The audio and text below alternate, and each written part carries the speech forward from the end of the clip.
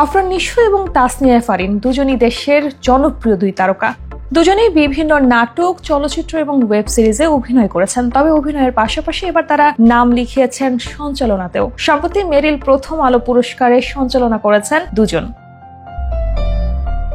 অনুষ্ঠানটিতে তাদের উপস্থাপনা বেশ পছন্দ করেছেন দর্শকরা। সেখানে ফারিনকে উদ্দেশ্য করে নিশো এক প্রশ্ন করেন, যা বেশ হাস্যরসের সৃষ্টি হয়। অনুষ্ঠানের এক পর্যায়ে নিশো ফারিনকে জিজ্ঞাসা করেন, আচ্ছা ফারিন, তোমার 1 নম্বর স্বামী কেমন আছে? এ প্রশ্ন শুনে অবাক দৃষ্টিতে ফারিন বলেন, 1 নম্বর স্বামী মানে? তখন নিশো বলে ওঠেন, ও তুমি কি তোমার স্বামীর নাম জানো না?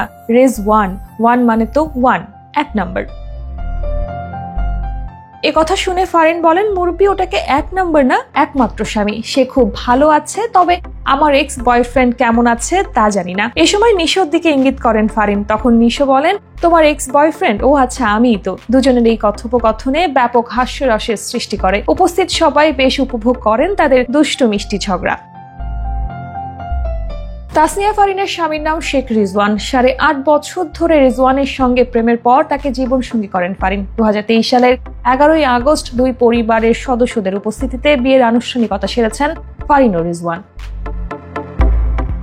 2024 ছিল মেরিল প্রথম আলো পুরস্কারের রজত জয়ন্তীর বছর। মহা উৎসবটির কাণ্ডারি হয়েছিলেন দেশের সেরা উপস্থাপক হানিফ সংকেত। তিনি পঞ্চমবারের মতো এই অনুষ্ঠান পরিকল্পনা, পরিচালনা ও উপস্থাপনা করেন এবং সফলভাবেই শেষ করেন। এরপরই এবছর উপস্থাপনার দায়িত্ব দেয়া হয় তাসনিয়া ফারিন ও আফরান নিশোকে। দুজনের চমৎকার রসায়নে উপস্থাপিত হয় উপভোগ্য জমজমাট সফল এক অনুষ্ঠান।